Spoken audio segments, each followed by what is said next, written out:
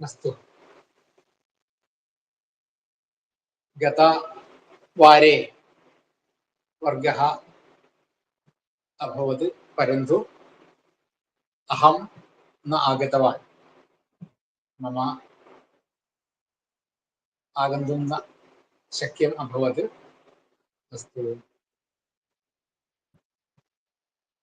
आरम्भं कुर्मः। इदानीं श्रीरामोदन्तस्य पठनं कुर्मः। प्रथमतया प्रथमश्लोकम् आरभ्य आलापनं कुर्मः। श्रीरामोदन्तम्। श्रीपतिं प्रणिपत्याहं श्रीवत्साङ्कितवक्षसं श्रीरामोदन्तमाख्यास्ये श्रीवाल्मीकिप्रकीर्तितं।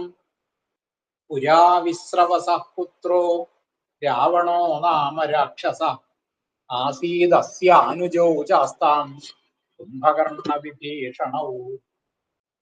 ते तु तीव्रेण तपसा प्रत्यक्षीकृत्य वेधसं वव्रिरे च वरानिष्टान् अस्मादाश्रितवत्सलात्। रावणो मानुषादन्यैरवध्यत्वं तथात्मन निर्देवत्वेच्छया निद्रां कुम्भकर्णो वृणीत च। विभीषणो विष्णुभक्तिं पौरे सत्त्वगुणान्विता तेभ्य एतान् वरान् दत्त्वा तत्रैव अन्तर्दधे प्रभु। एतावत्पर्यन्तम् अस्माभिः पठितम् इति चिन्तयामि। अनन्तर श्लोकं पठनीयम्।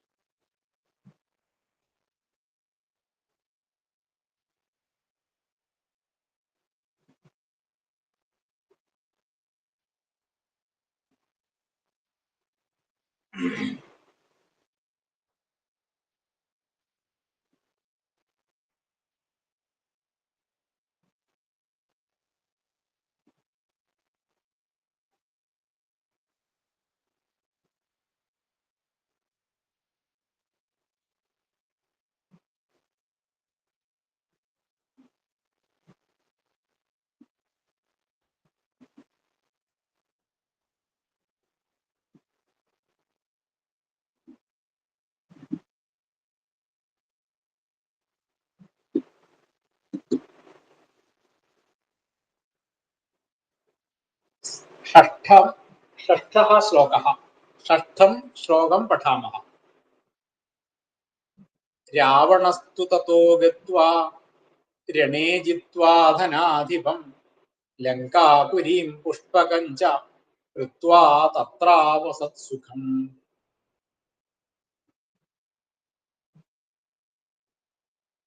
ഇപ്പോൾ ശ്രീരാമോദന്തത്തില് നമ്മുടെ കഥ തുടങ്ങിയത് വിശ്രവസ് എന്നു പേരായ മുനിക്ക് പുത്രന്മാരുണ്ടായിരുന്നു. രാവണൻ, കുംഭകർണൻ, വിഭീഷണൻ. അവര് തപസ് ചെയ്തു. എന്നിട്ട് ബ്രഹ്മാവിനെ പ്രത്യക്ഷപ്പെടുത്തി. ആ ബ്രഹ്മാവിൽ നിന്ന് വരങ്ങൾ നേടി എന്നാണ് ആദ്യം പറഞ്ഞത്. അതില് രാവണൻ വരം നേടിയത് മനുഷ്യനല്ലാത്ത ഒരാൾക്ക് കൊല്ലാൻ സാധിക്കരുത്, മനുഷ്യര് നിസ്സാരന്മാരാണ് എന്നതുകൊണ്ട് മനുഷ്യന്മാർ വേണേ കൊന്നോട്ടെ എന്നുള്ളതിലാണ് മനുഷ്യന്മാരല്ലാത്ത ആർക്കും കൊല്ലാൻ കഴിയരുത് എന്നുള്ള വരം വാങ്ങിയത്. ദേവന്മാര് തന്നെ ഇല്ലാതാവണം എന്ന് ആഗ്രഹിച്ച കുംഭകർണൻ ചെറിയ ഒരു നാക്കുപഴവ് കൊണ്ട് കിട്ടിയത് നിർദേവത്വേച്ഛയാ നിദ്രാം കുംഭകർണോ വണീതല്ല. നിർദേവത്വം ആയിട്ടുള്ള അവസ്ഥ വേണമെന്ന് വിചാരിച്ചു. എന്നിട്ട് നിദ്രാവത്വമാണ് കിട്ടിയത് കുംഭകർണന്. ഈ വിഭീഷണൻ വളരെ സാത്വിക സ്വരൂപിയാണ്. ആ വിഭീഷണൻ വിഷ്ണുഭക്തിയെ വേണം എന്ന് പറഞ്ഞ് അതാണ് നേടിയത് എന്ന് പറഞ്ഞു. അത്ര വരെയാണ് നമ്മൾ പറഞ്ഞു വെച്ചിട്ടുള്ളത്. നിർദ്ദേവത്തെ വിഭീഷണോ വിഷ്ണുഭക്തിം പൗരേ സത്വഗുണാന്വിത ഏഭ്യ ഏതാൻ വരാൻ ദത്വാ തത്രൈവ അന്തർദധേ. അങ്ങനെ അവർക്ക് ആ വരങ്ങളൊക്കെ കൊടുത്തിട്ട് ബ്രഹ്മാവ് അവിടെ തന്നെ മറഞ്ഞു എന്ന് പറഞ്ഞു. തത്രൈവ അന്തർദധേ എന്ന് പറഞ്ഞു. അടുത്തതാണ് രാവണസ്തുതോ ഗത്വാ രണേ ജിത്വാ ധനാധിപം ലങ്കാപുരീം പുഷ്പകഞ്ച കൃത്വാ തത്രാവസത് സുഖം. അപ്പൊ ആദ്യം തന്നെ പദച്ഛേദം ചെയ്തു മുമ്പേ വിഭക്തികൾ അറിഞ്ഞൂടെ. അപ്പൊ ആദ്യം നമുക്ക് പദങ്ങൾ കുറിക്കാം. രാവണ തു തത ഗത്വാ രണേ ജിത്വാ ധനാധിപം ലങ്കാപുരീം പുഷ്പകം ച കൃത്വാ തത്ര അവസത് സുഖം. ഇത്രയും ഇങ്ങനെയാണ് പദങ്ങൾ കുറിക്കുക. പദങ്ങൾ ഇങ്ങനെയാണ്. ഇനി അതിന്റെ വിഭക്തികളൊക്കെ മനസ്സിലാക്കണം. ഇതിൽ പൊതുവെ നമ്മൾക്ക് അറിയുന്നത് തന്നെ ഒക്കെ തന്നെ ഉള്ളൂ. നമ്മൾ പഠിച്ച വിഭക്തികളൊക്കെ തന്നെ ഇതിനകത്തുള്ളൂ കാര്യമായിട്ട്. അപ്പൊ ആദ്യം രാവണ നമുക്കറിയാം. അകാരാന്ത പുല്ലിംഗ പ്രഥമ ഏകവചനം. രാവണ രാവണവും രാവണാഹ. അസ്തു ആരെങ്കിലും ഒരാളൊന്ന് ആ രാവണ ശബ്ദം ഒന്ന് ചെല്ലുക. ആരെങ്കിലും ഒരാൾ.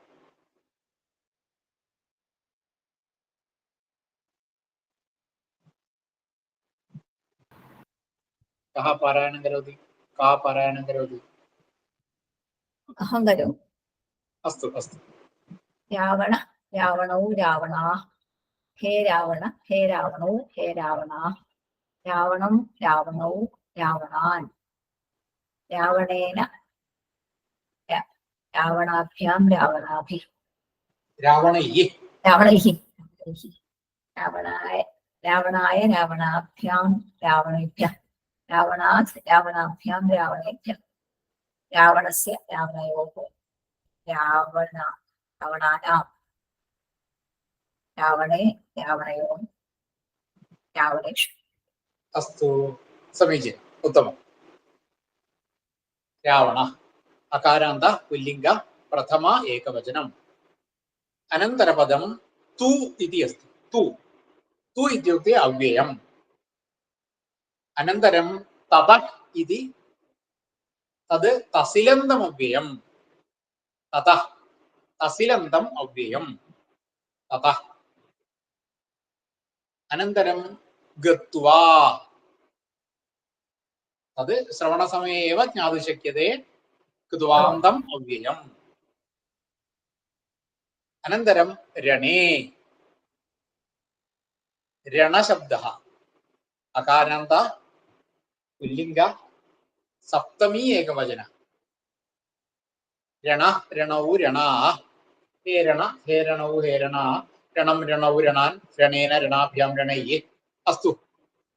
अनन्तरं एवं रणेन രണാഭ്യാം രണൈः രണായ രണാഭ്യാം രണേഭ്യ രണസ്യ രണയോः രണാനാം രണേ രണയോः രണേഷു.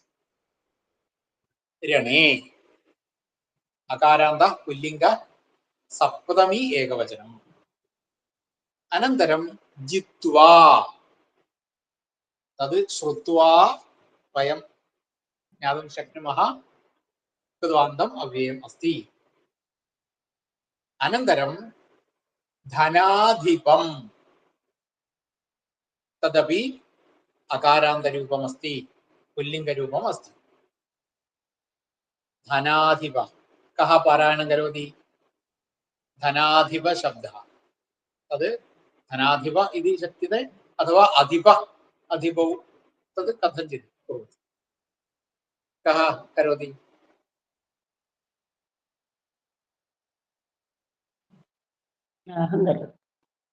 अस्तु अस्तु. धनाधिपः धनाधिपौ धनाधिपाः. हे धनाधिप हे धनाधिपौ हे धनाधिपाः धनाधिपं धनाधिपौ धनाधिपान् धनाधिपाय धनाधिपाभ्यां धनाधिपेभ्यः धनाधिपेन इति उक्तं वा तृतीया? न धनाधिपेन धनाधिपेन धनाधिपाभ्यां धनाधिपैः धनाधिपैः धनाधिपाय धनाधिपाभ्यां धनाधिपाभ्यः धनाधिपेभ्यः धनाधिपात् धनाधिपाभ्यां धनाधिपेभ्यः धनाधिपस्य धनाधिपयोः धनाधिपानां धनाधिपे धनाधिपयोः धनाधिपेषु। अस्तु समीचीनम् उत्तमम्। अनन्तरं लङ्कापुरीं तदपि श्रुत्वा एकदेशं ज्ञातुं शक्नुमः। ईकारान्तरूपम् अस्ति, स्त्रीलिङ्गरूपम् अस्ति, द्वितीया एकवचनम् अस्ति। पुरी नदी नद्यौ नद्यः तथा अस्ति। पुरी पुर्यौ पुर्यः हे पुरी हे पुर्यौ हे पुर्यः पुरीं पुर्यौ पुर्यः पुरी पुर्या पुरीभ्यां पुरीभिः पुर्यै पुरीभ्यां पुरीभ्यः पुर्या पुरीभ्यां पुरीभ्यः पुर्या पुर्यो पुरीणां पुर्यां पुर्यो पुरीषु। एवं ईकारान्त स्त्रीलिंग द्वितीया एकवचनम्। अनन्तरं पुष्पकम् इति रूपम्।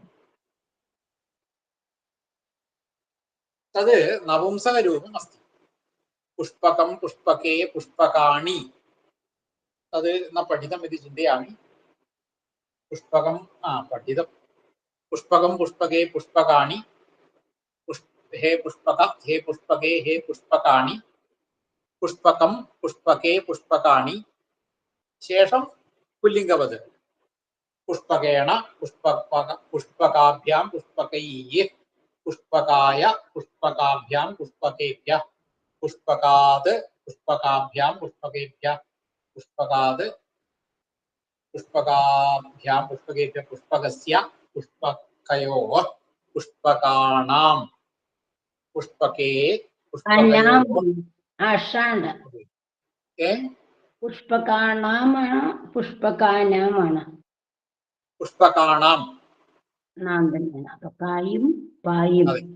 ഈ ഷകാരം രേഫം തസ്യ അനന്തരം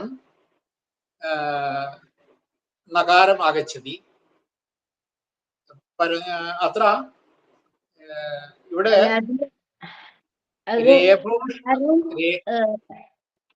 പവർഗും കവർഗും കുഴപ്പമില്ല അല്ല യാവ.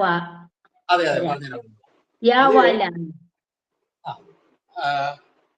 ഈ സാധാരണ നിലയ്ക്ക് ആദ്യത്തെ ഒരു സൂത്രത്തില് ഇതിന് ശേഷം വരുന്ന നകാരം നകാരമാവും എന്നാണ് പറയാ. അതിനുശേഷം പിന്നെ പറയാണ് ചില ശബ്ദങ്ങള് ചില അക്ഷരങ്ങള് അതിന്റെ ഇടയിൽ വന്നാലും ഈ മാറ്റം വരണം.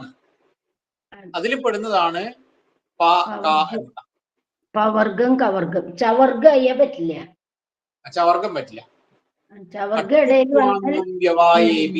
സൂത്രമുണ്ട്. അതിന്റെ അകത്ത് കുറച്ച് ഉണ്ട്. ആയിയോ കേയോ അയ്യോ ഹയവര. പിന്നെ കവർഗം മുഴുവൻ പവർഗം മുഴുവൻ പിന്നെ ആന്ന് ഇതൊക്കെ ഇടയിൽ വന്നാലും ഈ ര ഷ കഴിഞ്ഞിട്ട് വരുന്ന നകാരം തന്നെയായി മാറും എന്നാണ് പറഞ്ഞത്. അപ്പോ പുഷ്പകേണ എന്നാണ് വരിക, പുഷ്പകാണാം എന്നാണ് വരിക. ഹരിയേട്ടത് നപുംസകല്ലേ? പുഷ്പകം നപുംസകാണ്. അപ്പൊ ഇവിടെ അത് ദ്വിതീയായിട്ടല്ലേ പ്രയോഗിച്ചിരിക്കണേ? ഏകവചനല്ലല്ലോ. അതെ അതെ അതെ, ഇവിടെ ദ്വിതീയാണ്. പ്രഥമയും ദ്വിതീയയും ഒരുപോലെയാണ്, പക്ഷെ ഇവിടെ ദ്വിതീയാണ്. അപ്പോ അകാരാന്തം നപുംസകലിംഗം ദ്വിതീയ ഏകവചനം. അനന്തരം ച ഇതി പദം. ച ഇത്യുക്തെ അവ്യയം. അനന്തരം ഹൃത്വാ ഇതി രൂപം. ഹൃത്വാ തത് ശ്രുത്വാ സർവേ ജാനന്തി തത് കൃത്വാന്തം അവ്യയം. ഹൃത്വാ കൃത്വാന്തം അവ്യയം. അനന്തരം തത്ര ഇതി പദം. തത്ര തത്ര ഇത്യുക്തെ അവ്യയം അസ്തി. തത്ര അർത്ഥമപി വയം ജാनीमः. തത്ര. അനന്തരം അവസത്. അവസത് ഇത് രൂപം. അവസത് ഇത്യുക്തെ ക്രിയാപദം അസ്തി. അവസത് ക്രിയാപദം. തത് ലങ് രൂപം അസ്തി. ലങ് രൂപം പഠിതവന്തः. അഭവത് അഭവതാം അഭവൻ അഭവ അഭവതം അഭവതാ അഭവം അഭവാവ അഭവാമ इति वयं पूर्वं पठितवन्तः भूधातोः. तथा अस्ति अवसत् अवसताम् अवसन् अवस अवसतम् अवसता अवसम् अवसाव अवसाम. तद् वसुधातु अस्ति. वसुधातु वसु താമസിക്കുക എന്നൊക്കെയുള്ള അതാണ് വസുധാതു. വസുധാതു ലങ് പരസ്മൈപതി പ്രഥമ പുരുഷൻ ഏകവചനം അവസത്. അനന്തരം സുഖം ഇതി തത് ക്രിയാവിശേഷണം അസ്തി.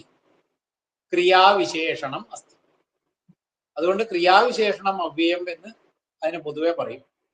ഇപ്പൊ സുഖം എന്നുള്ളത് ഈ സാധാരണ നാമപദമാണ്. സുഖം സുഖേ സുഖാനി എന്നൊക്കെ നാമപദമായിട്ട് വരും. പക്ഷെ ഇവിടെ ക്രിയാവിശേഷണം ആയതുകൊണ്ട് ക്രിയാവിശേഷണം അവ്യയം എന്ന് പറയാറേ ഉള്ളൂ. അല്ലാതെ സുഖം എന്നുള്ളതിന് സുഖം സുഖേ സുഖാനി എന്നൊക്കെ പറഞ്ഞിട്ട് രൂപമുണ്ട്. പക്ഷെ ഇവിടെ ക്രിയാവിശേഷണമായിട്ടാണ് വരുന്നത്. ക്രിയാവിശേഷണം അവ്യയം എന്ന് പൊതുവെ പറയും. അപ്പൊ നമുക്ക് കിട്ടി രാവണ തു തതഃ ഗത്വാ രണേ ജിത്വാ ധനാധിപം ലങ്കാവലീം പുഷ്പകം ച ഗത്വാ തത്ര അവസൽ സുഖം. അപ്പോ ആദ്യം തന്നെ നമുക്ക് ഇതിന്റെ അർത്ഥം കണ്ടുപിടിക്കാൻ ക്രിയാപദത്തിനെ കണ്ടുപിടിച്ചു. ക്രിയാപദം അവസത് അല്ലെങ്കിൽ അവസൽ എന്നുള്ളതാണ്. അതിന്റെ അർത്ഥം വസിച്ചു എന്നാണ്. വസതി എന്നാണ് ലട്ട് വരിക. വസതി താമസിച്ചു, താമസിക്കുന്നു. അതിന്റെ ഭൂതകാലാർത്ഥം ലങ്ങായതുകൊണ്ട് ഭൂതകാലാർത്ഥാണ്. ഇപ്പൊ ലങ്ങായതുകൊണ്ട് ഭൂതകാലാർത്ഥത്തിലാകുമ്പോൾ വസിച്ചു എന്നുള്ള അർത്ഥം കിട്ടും. വസിച്ചു, താമസിച്ചു. പിന്നെ ആ ക്രിയാപദത്തിനോട് എങ്ങനെ വസിച്ചു, എങ്ങനെയാണ് താമസിച്ചത്? അപ്പൊ സുഖം അവസത്, സുഖം അവസരം, സുഖമായിട്ട് താമസിച്ചു. ഇനിയാണ് കുറെ എന്തൊക്കെ ചെയ്തിട്ടാണ് അവിടെ സുഖമായിട്ട് താമസിച്ചത്. അപ്പൊ അത് തുടക്കം മുതൽ ഇങ്ങനെ വരാം, അതാണ് നല്ലത്. അപ്പൊ തുടക്കത്തിൽ കിം കൃത്വ എന്ന് ചോദിക്കുകയാണ്. കിം കൃത്വ എന്ത് ചെയ്തിട്ട്. അപ്പൊ അത് തുടക്കം ആദ്യം മുതലുള്ള ഓരോ ദ്വാന്തത്തിനെയും നമുക്ക് എടുക്കാം. ആദ്യം മുതലുള്ള ഓരോരോ ദ്വാന്തം അവ്യയത്തിനും എടുക്കാം. അപ്പൊ അതിൽ ആദ്യത്തെ ദ്വാന്തം അവ്യയത രാവണസ്തു തതോ ഗത്വ. അപ്പൊ ഗത്വ എന്നുള്ളതാണ് ആദ്യത്തെ ദ്വാന്തം അവ്യയം. അപ്പൊ ഗത്വ, ഗത്വ ഇത്യുക്തെ അതിന്റെ അർത്ഥം ഗമനം ചെയ്തിട്ട്, ഗമനം കൃത്വ പോയിട്ട് എന്നർത്ഥം, പോയിട്ട്. അപ്പൊ ചോദിക്കുകയാണ് കുത്ര ഗത്വ അല്ലെങ്കിൽ കുത ഗത്വ എന്ന് ചോദിക്കുകയാണ്. എവിടെ നിന്ന് പോയിട്ട് അല്ലെങ്കിൽ എങ്ങോട്ട് പോയിട്ട് എന്നാണല്ലോ. പോയിട്ട് എന്ന് പറഞ്ഞാൽ എവിടെ നിന്ന് പോയിട്ട് അല്ലെങ്കിൽ എങ്ങോട്ട് പോയിട്ട് എന്നാണ് ചോദ്യം വരേണ്ടത്. അപ്പൊ ഇവിടെ ഉള്ളതിനനുസരിച്ച് ചോദിക്കുമ്പോൾ എവിടെ നിന്ന് പോയിട്ട് എന്നുള്ളതാണ് വരേണ്ടത്. കുത ഗത്വ. കുത എന്ന് പറഞ്ഞാൽ തസിലന്തം അവ്യയാണ്. തസിലന്തത്തിന്റെ അർത്ഥം നമ്മൾ പഠിച്ചിട്ടുണ്ട്. തസിലന്തം ഇവറ്റി പഞ്ചമ്യർത്ഥം ഇവറ്റിനും എന്ന് നമ്മൾ പഠിച്ചിട്ടുണ്ട്. പഞ്ചമിയുടെ അർത്ഥമാണ് തസിലന്തത്തിൽ കിട്ടുക. അല്ലെ, പഠിച്ചിട്ടുണ്ടല്ലോ. തസിലന്തം, തസിലന്താസ്തു മുന്നന്ത, അതില് തസിലന്തം എന്ന് പറഞ്ഞാല് പഞ്ചം വ്യർത്ഥം വിപറ്റിന്നും എന്ന് നമ്മൾ പഠിച്ചിട്ടുണ്ട്. അപ്പൊ പഞ്ചമിയുടെ അർത്ഥമാണ് ഈ തസിലന്തോമ്യത്തിന് വരിക.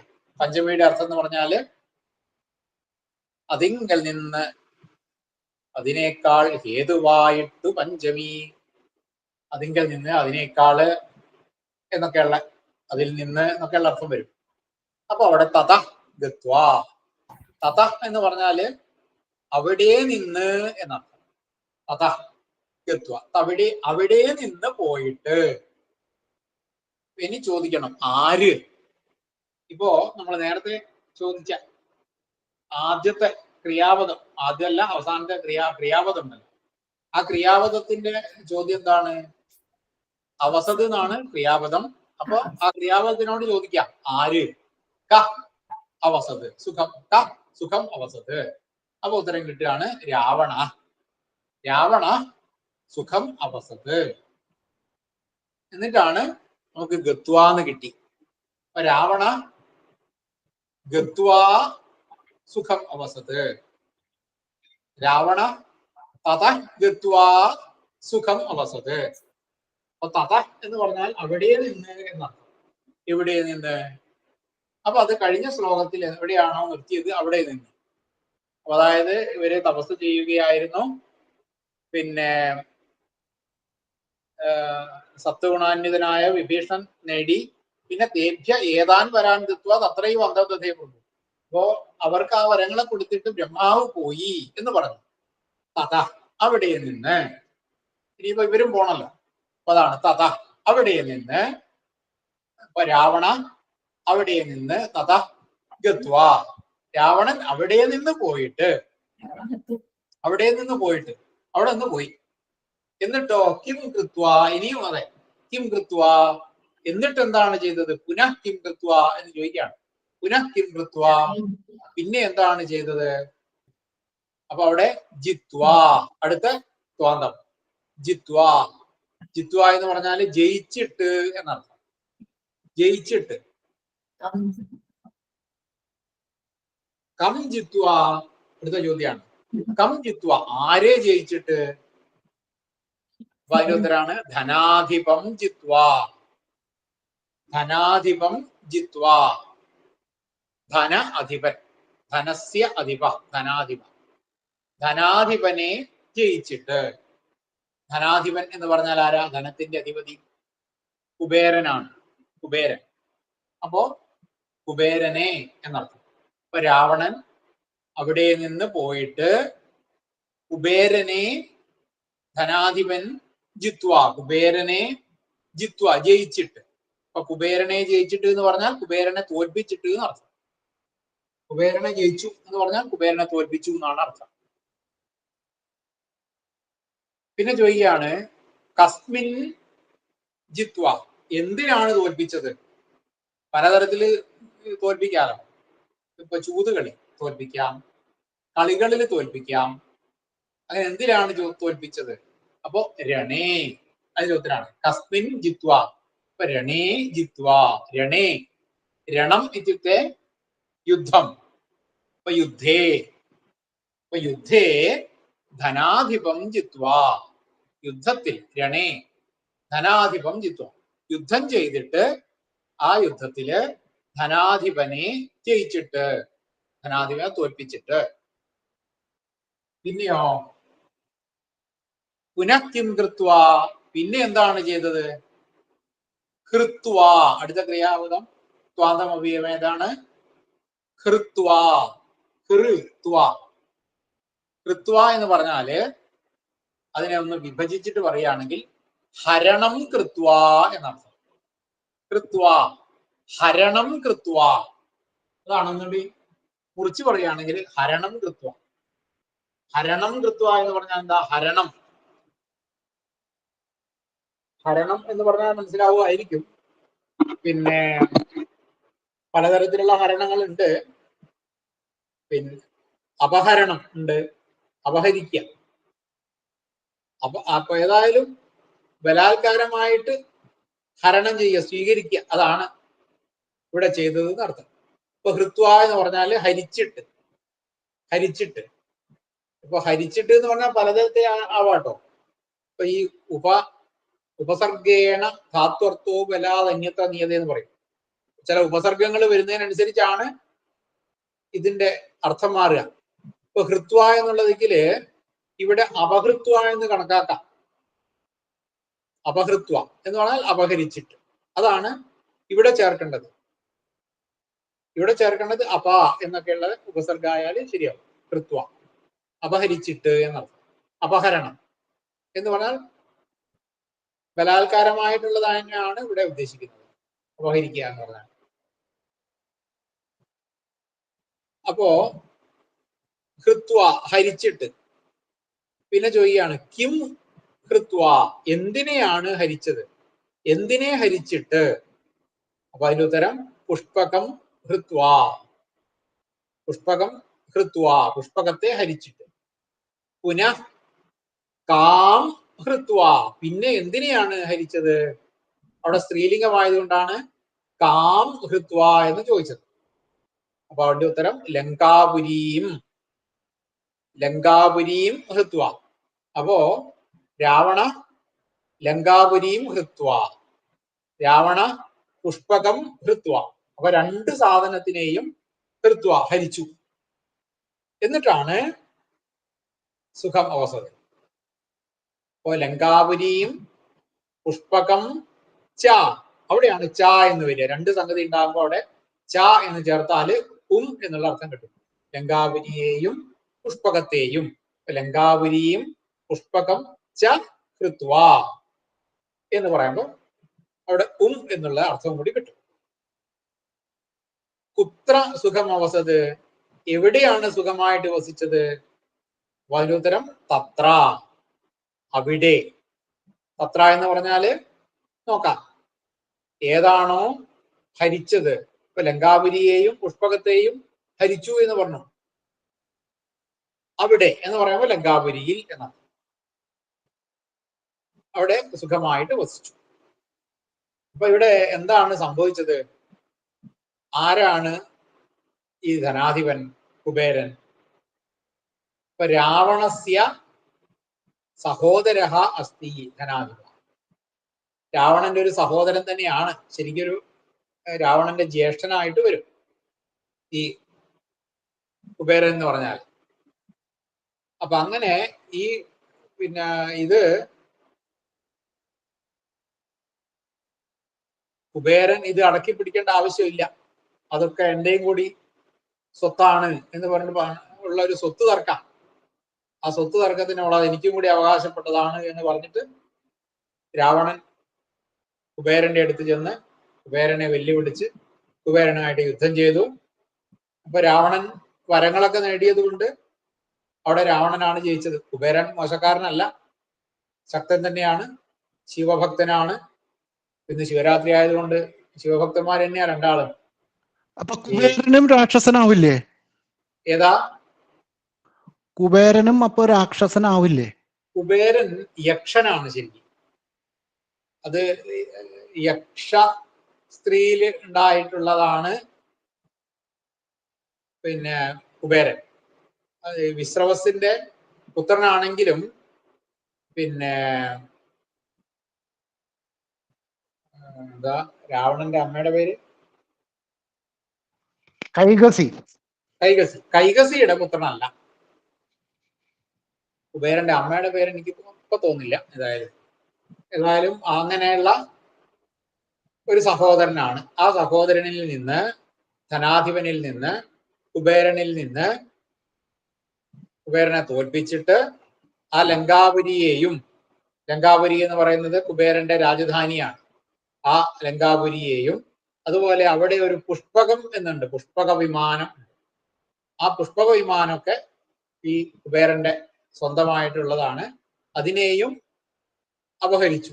എന്നിട്ട് അവിടെ തന്നെ എന്ന് പറയുമ്പോൾ ലങ്കാപുരിയിൽ തന്നെ സുഖമായി വസിച്ചു എന്ന് മനസ്സിലാക്കാം. അപ്പൊ ഇവിടെ എങ്ങനെയാണ് അന്വയം വരിക. രാവണ തു തത ഗത്വാ, രാവണ തു എന്ന് പറയുമ്പോൾ ആകട്ടെ, രാവണനാകട്ടെ എന്നുള്ള അർത്ഥം കിട്ടും. രാവണസ്തു, രാവണസ്തു, രാവണനാകട്ടെ തത ഗത്വ അവിടെ നിന്നും പോയിട്ട് രണേ ധനാധിപം ജിത്വ രണേ രണത്തിൽ ധനാധിപനെ ജയിച്ചിട്ട് ലങ്കാപുരിയും പുഷ്പകഞ്ച ഹൃത്വ തത്ര സുഖം അവസത് അവസൽ അവസത്. ഇതാണ് ഇങ്ങനെ വേണം. അപ്പൊ രാവണനാകട്ടെ അവിടെ നിന്നും പോയിട്ട് യുദ്ധത്തിൽ ധനാധിപനായിട്ടുള്ള കുബേരനെ ജയിച്ചിട്ട് ലങ്കാപുരിയെയും പുഷ്പകത്തെയും അപഹരിച്ചിട്ട് അവിടെ സുഖമായി വസിച്ചു എന്നാണ് അർത്ഥം കിട്ടുന്നത്. അവിടെ രാവണസ്തു, രാവണസ്തു ആയി, തത എന്നുള്ളത് തതോ ആയി. തത എന്നുള്ളത് കൂടിച്ചേരുന്ന സമയത്താണ് ആ വിസർഗം ഓ എന്നായിട്ട് തതോ എന്നാവുക. രണേ ജിത്വ ധനാധിപം, ധനാധിപ എന്ന് പറഞ്ഞാൽ ധനസ്യ അധിപ ധനാധിപ, തം ധനാധിപം. അപ്പൊ വിഗ്രഹിക്കുമ്പോ നമുക്ക് അങ്ങനെയാണ്, ധനസ്യ അധിപ ധനാധിപ, തം ധനാധിപം. ലങ്കാപുരീം, ലങ്കാപുരി, ലങ്കായേവ പുരി, ലങ്കാപുരി ആവാം. പുഷ്പകം ച കൃത്വാ, ധനാനാം അധിപ എന്ന് പറഞ്ഞൂടെ? അതും പറയാം, ധനാനാം അധിപ എന്നും പറയാം, ധനാനാം അധിപ എന്നും പറയാം, കുഴപ്പമില്ല, തെറ്റില്ല. കൃത്വാ തത്ര സുഖം അവസത്. രാവണസ്തു തതോ ഗത്വാ രണേ ജിത്വാ ധനാധിപം ലങ്കാപുരീം പുഷ്പകഞ്ച കൃത്വാ തത്രാവസത് സുഖം. ഇവിടെ എന്തെങ്കിലും സംശയങ്ങളൊക്കെ ഉണ്ടെങ്കിൽ ചോദിക്കാം. ലങ്കാപുരി എന്നുള്ളത് ഹ്രസ്വമാണോ ദീർഘമാണോ ഹരിയേട്ടാ? പുരിയും എന്നുള്ളത് ഹ്രസ്വമാണോ ദീർഘമാണോ? ലങ്കാപുരീം ദീർഘം, ദീർഘമല്ലേ? പുരീ പുര്യവും പുര്യ.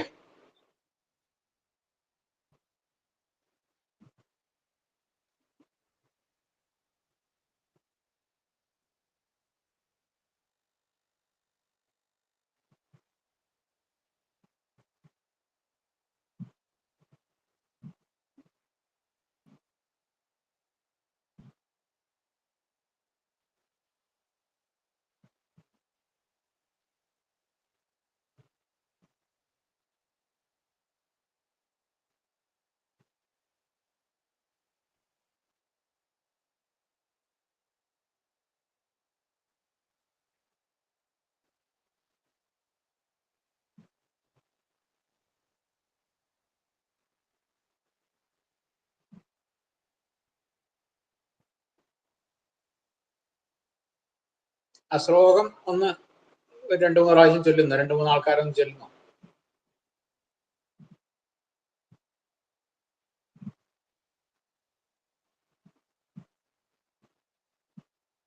അല്ലെങ്കിൽ വേണ്ട, ഒരു കാര്യം ചെയ്യാം, ഈ തുടക്കം മുതൽ ഒന്ന് ശ്ലോകം ചൊല്ലിപ്പോവാം.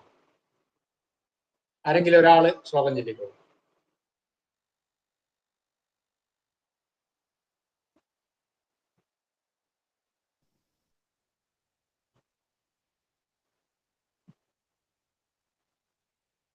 അസ്തു അസ്തു.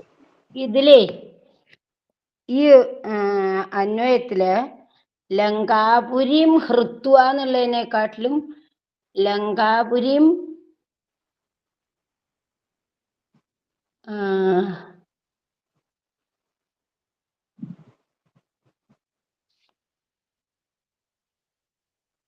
ഗത്വ ധനാധിപം ജിത്വ എന്നല്ലേ വരിക? അത് കൂടുതൽ നല്ലതാ.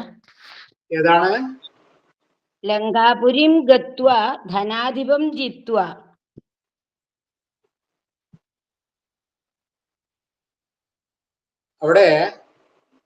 അവിടെ നിന്ന് പോയിട്ട് എന്നാണ്.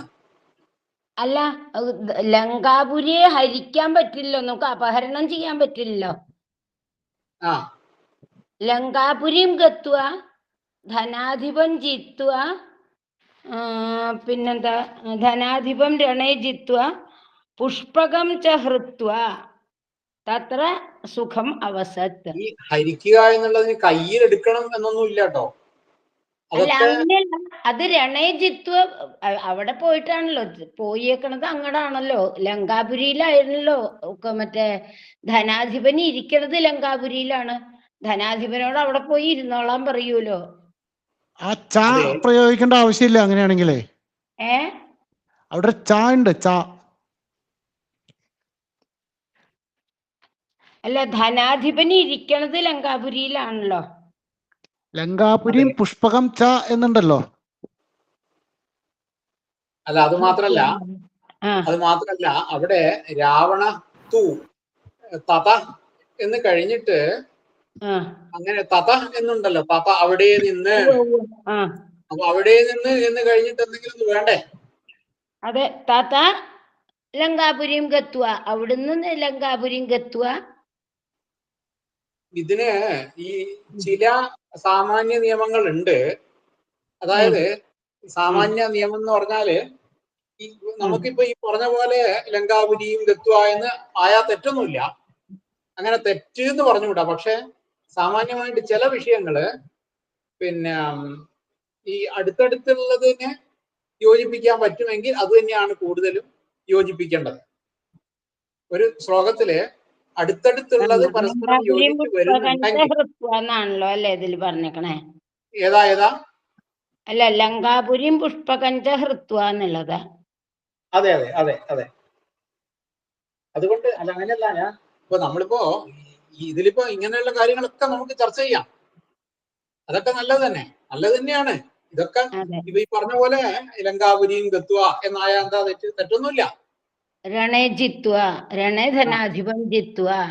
ലങ്കാപുരിയും തഥ ലങ്കാപുരിയും ഗത്വ, പിന്നെ ധനാധിപം രണേ ജിത്വ. അതെ. എന്നിട്ട് പിന്നെ രണ്ടാമതും ലങ്കാപുരിയും പുഷ്പകഞ്ച തെറ്റില്ല.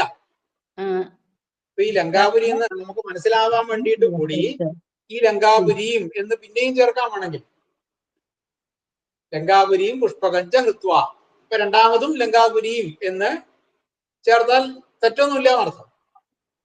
അപ്പൊ ഇതിൽ ഈ ഒരേ പദം 2 പ്രാവശ്യം ചിലതിപ്പോ അങ്ങനെ വേണ്ടി വരും.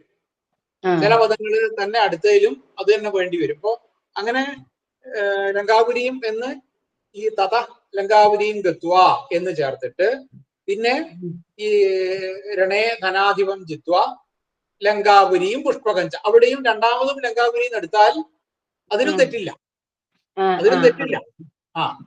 അപ്പൊ അങ്ങനെയൊക്കെ എടുക്കാൻ പറ്റും. അതിനെക്കൊണ്ട് തെറ്റില്ല, പൊതുവെ തെറ്റില്ല. അതല്ലാതെ തന്നെ അർത്ഥം നമുക്ക് മനസ്സിലാവുമെങ്കിൽ അത് മതി, അത്രേ ഉള്ളൂ. തെറ്റില്ല. അപ്പൊ അങ്ങനെയൊക്കെ ആവാം, അതിലൊന്നും തെറ്റില്ല.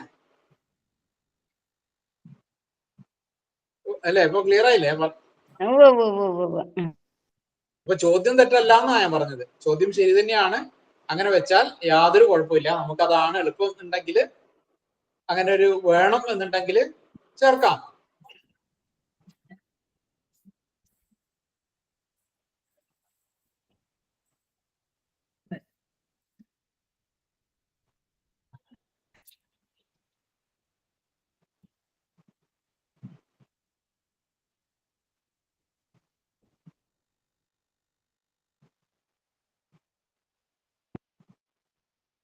അല്ല, അവിടെ ഇപ്പോ ലങ്കാപുരിയും ഗത്വ പുഷ്പകം ച ഹൃത്വ, അല്ലെങ്കിൽ ഹൃത്വ പുഷ്പകം. അപ്പൊ അവിടെ ലങ്കാപുരി രണ്ടാമത് വേണമെന്നില്ലല്ലോ എന്ന്. അല്ല, ഈ ലങ്കാപുരിയെയും അപഹരിച്ചിട്ടുണ്ടല്ലോ. അല്ല, അത് ജയിക്കല്ലേ ചെയ്തത് രണാധിപൻ. അല്ല, മറ്റേ അല്ല, ധനാധിപനെ ജയിച്ചത് ലങ്കാപുരിയെ ജയിക്കലായില്ലോ. അല്ല, അതായിക്കൊള്ളുന്നില്ല. എന്നിട്ട് ഈ ധനാധിപന്റെ കയ്യിൽ പല സംഗതികളും ഉണ്ടല്ലോ. അതിൽ നിന്നും ലങ്കാപുരിയെയും പുഷ്പകത്തെയുമാണ് ഈ രാവണൻ അപഹരിച്ചത്. ഈ കുംഭകർണ അല്ല, ധനാധിപനായിട്ടുള്ള കുബേരന്റെ കയ്യിൽ പല സംഗതികളും ഉണ്ട്. അതിൽ നിന്ന് ധനാധിപൻ താമസിക്കുന്ന ലങ്കാപുരിയെയും ആ പുഷ്പക വിമാനത്തെയും മാത്രമാണ് അപഹരിച്ചത്. ബാക്കിയുള്ള കുറെ സംഗതികളുണ്ട്, അതെ അതെ അതെ അതെ. അതൊന്നും അപഹരിച്ചിട്ടില്ല. അപ്പൊ ഇത് രണ്ടും എനിക്ക് വേണം എന്ന് പറഞ്ഞിട്ട് അങ്ങോട്ട് വാങ്ങിയതാണ്. അപ്പോ ലങ്കാപുരി മാത്രമല്ല, വേറെയും കുറെ കസ്റ്റഡിയിൽ ഉണ്ടാവും. കുബേരന്റെ കസ്റ്റഡിയിൽ, കുബേരനാണല്ലോ. അതുകൊണ്ട് കസ്റ്റഡിയിൽ കുറെ സംഗതികൾ ഉണ്ടാവും. അതിൽ നിന്നും ഈ ലങ്കാപുരിയെയും പുഷ്പകത്തെയും മാത്രമാണ് അപഹരിച്ചത് എന്നാണ് ഇവിടെ പറഞ്ഞത്. ശരി, താങ്ക് യു സാർ. അവിടുന്ന് ഓടിക്കലുണ്ടായത് ലങ്കാപുരിന്ന് കുബേരനെ ഓടിക്കൽ. അതെ അതെ അതെ.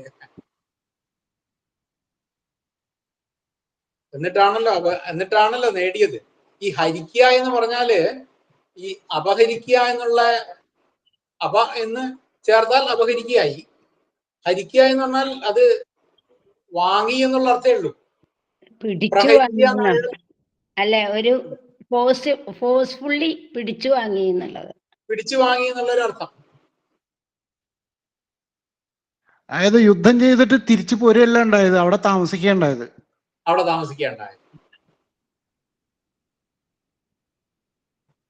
പിടിച്ചു വാങ്ങി തന്നെ.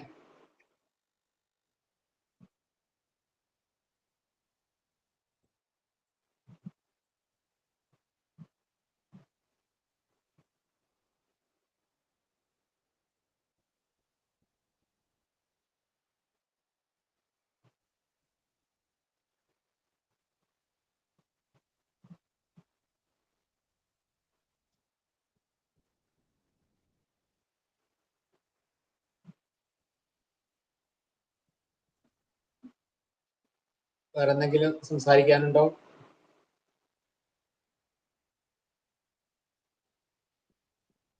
ഇതിൽപ്പെടാത്തതോ? അപ്പൊ ശ്ലോകം ചെല്ലിയില്ല ആരും അല്ലേ? എന്നാ ഇനി ഈ ശ്ലോകം ചെല്ലിയാലും മതി. 2-3 നാൾ ഈ ശ്ലോകം കൂടി ചെല്ലാം.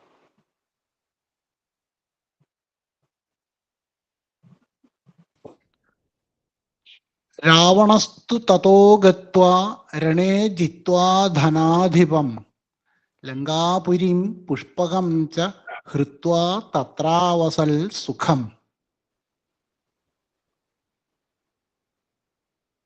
രാവണസ്തു തതോ ഗത്വാ രണേ ജിത്വാ ധനാധിപം ലങ്കാപുരീം പുഷ്പകം ച ഹൃത്വാ തത്രാവസൻ സുഖം. രാവണസ്തു തതോ ഗത്വാ രണേ ജിത്വാ ധനാധിപം ലങ്കാപുരീം പുഷ്പകം ച ഹൃത്വാ തത്ര അവസൽ സുഖം.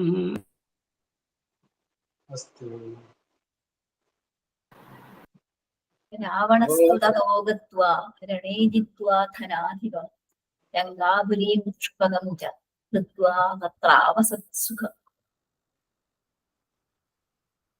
അപ്പൊ കുറച്ചിങ്ങനെ ഈ ശ്ലോകം കാണുന്ന സമയത്ത് ഇതേപോലെയുള്ള ശ്ലോകങ്ങൾ കാണുമ്പോൾ ലേശം ഇങ്ങനെ മനസ്സിലാവുന്നുണ്ടല്ലോ അല്ലെ?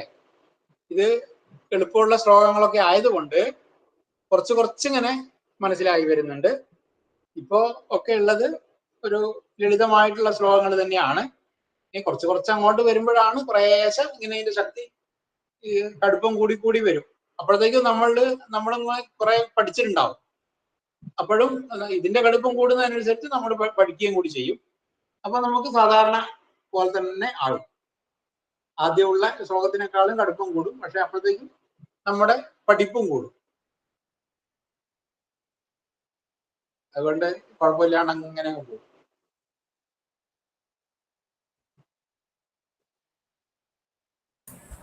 റെക്കോർഡിംഗ് ഓഫ് ചെയ്യാലോ അല്ലേ? റെക്കോർഡിംഗ് ഓഫ് ചെയ്യാൻ